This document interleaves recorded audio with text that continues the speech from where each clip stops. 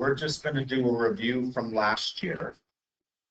And remember in grade 10 when we first started trig, all the trig we did involved angles that were less than 90 degrees. So you had a picture of a triangle and you were asked to find a missing side, or you were asked to find an angle, and you set up a trig equation and you did so. But then last year we wanted to be able to find trig ratios and solve trig equations involving angles greater than 90 degrees, okay? And so in order to do that, we had to use a coordinate grid to help us. Because then we could start talking about trig ratios and equations involving angles that, you know, like 150 degrees, 278 degrees, 316 degrees. We're actually going to go even further this year into negative angles, as well as angles beyond 360 degrees, okay? But the whole goal of this unit is to get to a point where, you want to write this down, where I can give you something like this.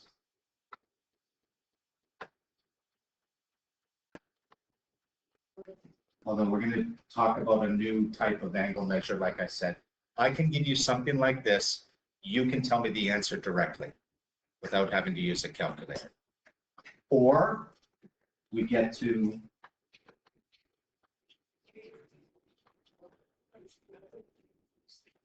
an equation where I tell you that 2 times the sine of some angle subtract 1 is 0. You have to figure out what the angle is. These are really the 2 types of things we're working towards, okay? And we're going to add a couple of other things in there, but that's the main focus. So we have to be able to draw angles on a coordinate grid. We can use angles on a coordinate grid and draw any type of angle we want to. Remember, an angle is made up of 2 arms on a coordinate grid. The initial arm, where we start the measure, okay, is always going to be the positive x-axis, like I said up here.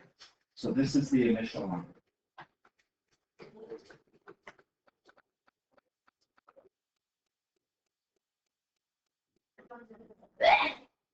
Ooh. The terminal arm is where the angle ends, okay? And where the terminal arm goes, depending on how much of an angle we want to measure. So if I want to measure anywhere between 0 and 90 degrees, my terminal arm is going to go somewhere in quadrant 1.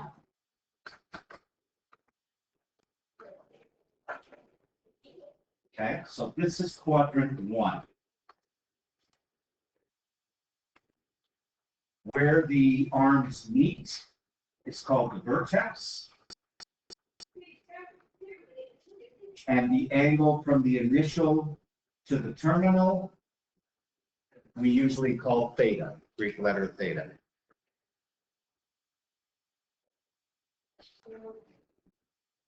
So if you wanted to use a coordinate grid to draw any angle from 0 to 90 degrees, that's how you would do it using quadrant 1. Okay? So remember, this is anywhere from 0 degrees to 90 degrees.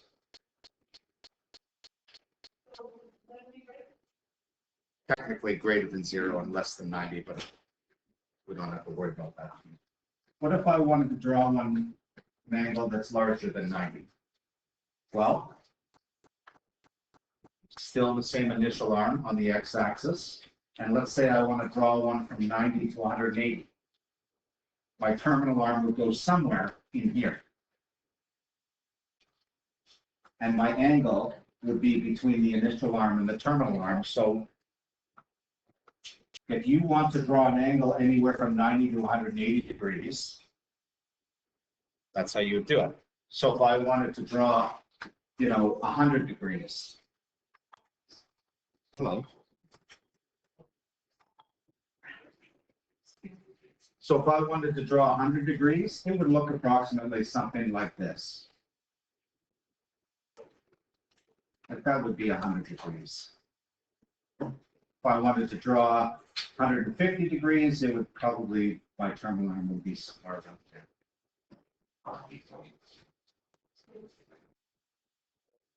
What if I want to go beyond 180? Well, then I can draw my angle into quadrant 3. Initial arm, positive x-axis. Terminal arm goes somewhere in quadrant 3, and the angle is going to be like that.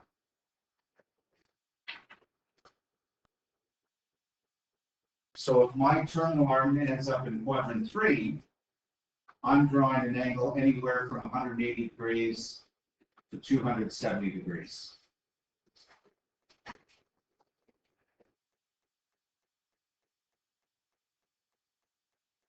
If I want to go greater than 270 degrees, I got to go in quadrant 4 using the coordinate grid. So initial arm, terminal arm, and then the angle is the big one. And that's if I want to draw any angle from 180 degrees, 270 to 360, pardon me. 270 degrees to 360. Okay. But like I said, we're going to go beyond that this year, because what if you want to draw an angle greater than 360? Well, then you've got to go completely around the circle and a little bit more. What if you want to draw a negative angle? Well, then instead of going counterclockwise, you got to go clockwise. Okay, but we'll talk about those later. So remember, trig is about setting up right triangles. So we want to be able to set up right triangles in all 4 quadrants. That allows us to find trig ratios and solve trig equations with an angle any size measure. Okay? And what we use to help us is, you may be familiar with this from last year, the reference or related angle. And it's always referred to as theta r.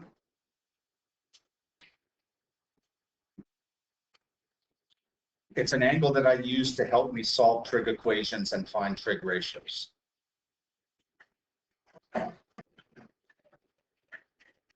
So how do I identify or draw a reference angle? Well, it's always the angle formed between terminal arm of an original angle and the nearest x-axis. Okay?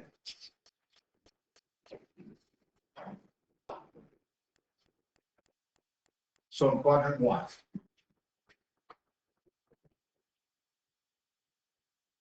I'm going to draw an angle, theta.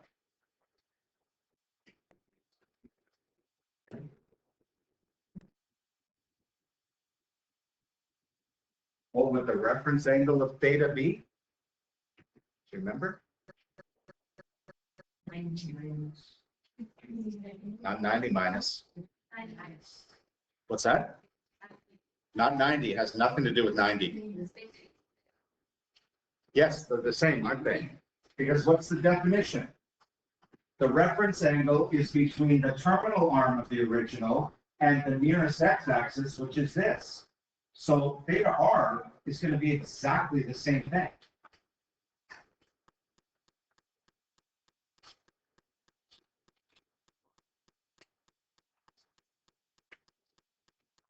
So in quadrant 1, if you're given the original angle, the reference angle will be the same. So theta r is going to equal theta. Or the other way around, if you're given the reference angle and you're asked to find the original, theta will equal the reference angle.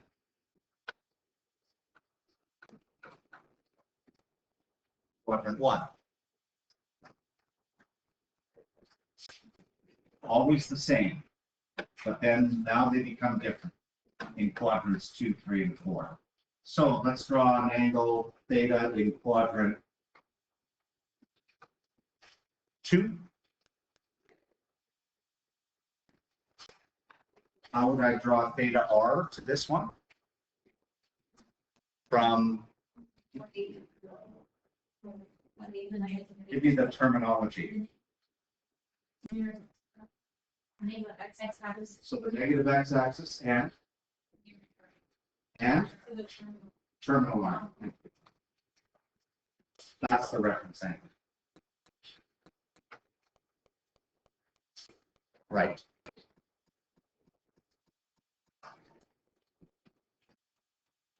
So if you're given theta, how would you find theta r? 180 minus theta, right? So theta r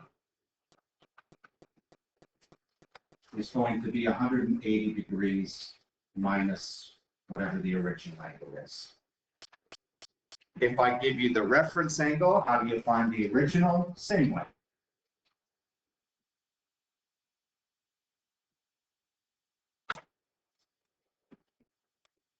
(180) minus the reference. Okay.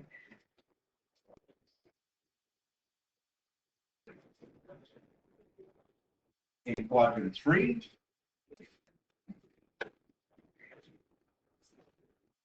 well, we want to draw a reference angle for an original angle in quadrant 3. It would look something like that. Where's the reference angle to this one?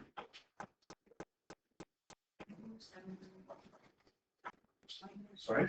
The what? Line?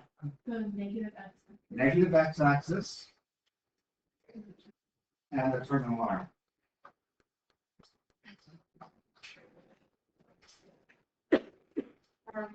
So the reference angle is actually part of the original angle. Okay. Now this one, we actually have to do two different calculations depending on what we're given. If I gave you theta, so if I told you this was, say, 200, how would you find theta r?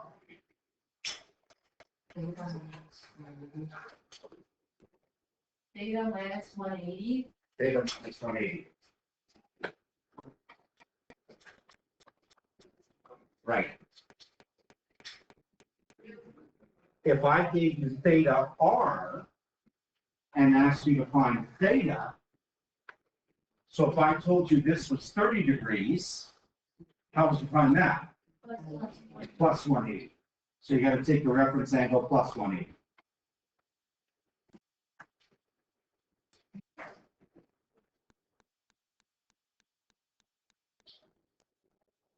Similarly, quadrant 4.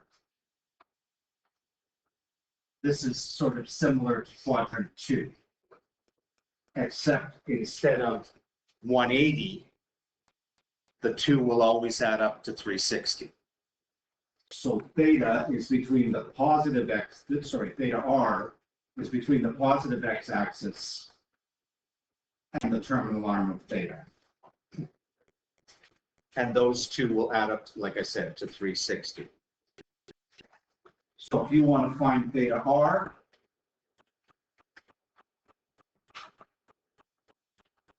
you got to go 360 minus theta.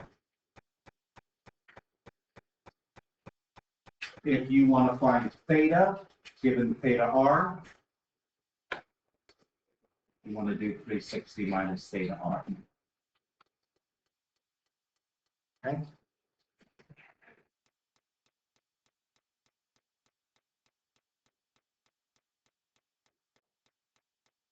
So, like I said, if I said theta is 300, what's theta r? 60. That's right. Thank you. Okay. If I said that theta r was 50 degrees, what's theta? 50 degrees. if I said that theta was 120, what's theta r?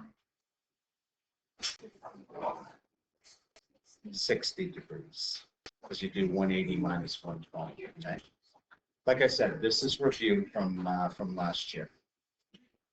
Finally, now that we know how to find reference angles and how they relate to original angles, well, To actually do the trig, we need a right triangle. and we can draw right triangles in every quadrant. So quadrant 1 is what we learned in grade 10. Because one of the angles was 90, And the other two angles were less than 90. Okay, so here's theta. This is the length x. Okay, this is the length y. they're both positive in quadrant 1.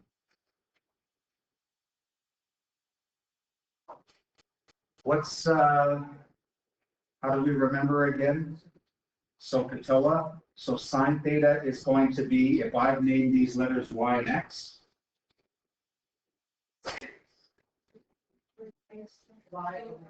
y over x, or opposite over. You sure about that? Isn't that tan theta, y over x? Yeah. Isn't this one opposite over hypotenuse? Okay, so we're going to call the hypotenuse r. And there's a reason for that when we get to the unit circle again. Okay, so in this case, it would actually be y over r. Cosine is adjacent over hypotenuse, which according to the three letters I've labeled would be x over r, and tan theta, that's the one that's y over x.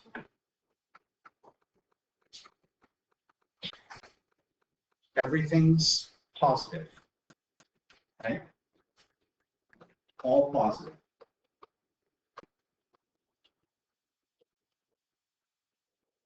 X, Y, as well as the ratios, the trig ratios. Okay, Cast freeze, cast, you know, remember? yeah, we'll get there. Okay, quadrant 2. Well, if I'm trying to deal with trig, With an angle that's between 90 and 180, and I need to construct a right triangle, here's theta, but I have to use theta r to make the triangle. So it's going to look like this. sorry, it's a little blurred.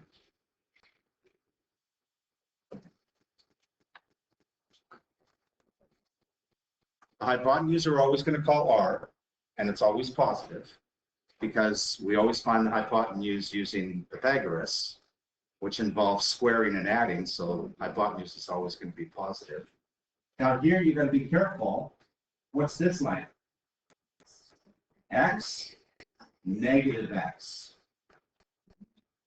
What's this like? Still positive y. So it's going to change the trig ratios slightly.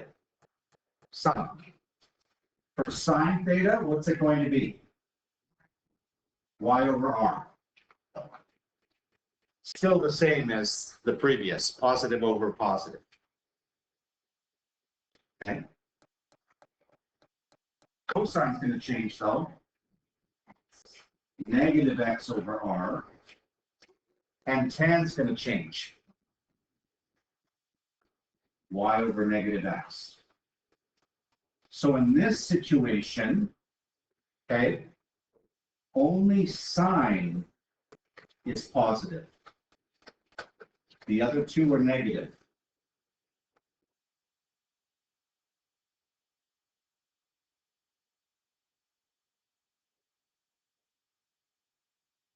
Here, Well, if we want to do some trig with an angle that's between 180 and 270, we got to use a reference angle and therefore reference triangle again.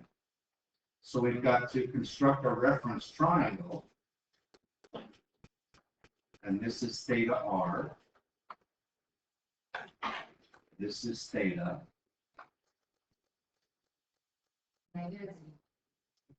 So now I have negative y for the vertical length, negative x once again for the horizontal length, but the hypotenuse always stays positive.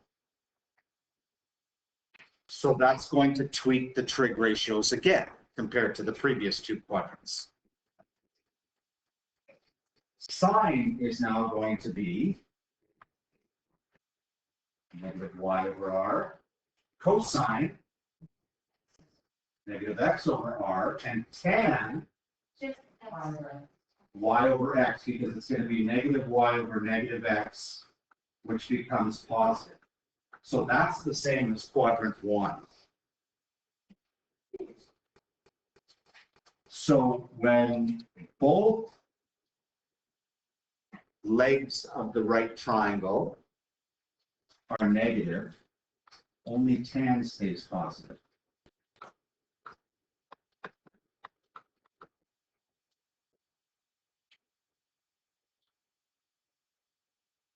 And finally, if we want to deal with an angle in quadrant 4, do some trig with it.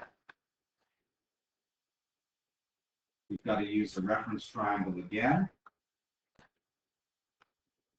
So complete the triangle. Notice these right triangles. The x-axis is always one of the sides. Okay? You guys are pretty good at this, but never draw a right angle that involves the y-axis. That is not correct. So we're back to positive x, r, but this is negative y.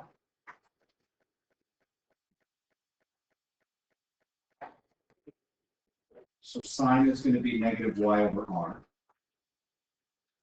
Cosine is going to be the same as in quadrant 1, x over r. And tan is going to be negative y over x. So in quadrant 4, cos is the only one that is positive.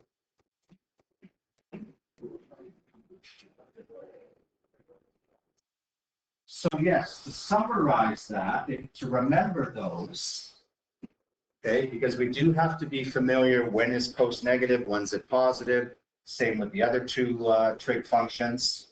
Well, we saw that they were all in quadrant 1, only sine in quadrant 2, only tan in quadrant 3, and only cosine in quadrant 4. Some people remember it as the cast rule. Okay?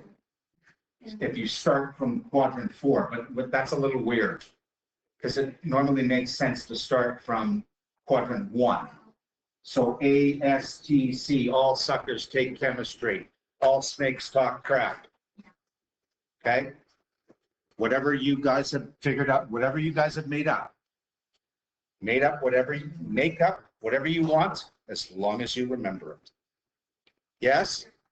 What? Can I share mine? Oh, please. Really? Okay, mine is. Hang on. Really? Yes. I'm. Hang on. I'm nervous, yeah. Hang on.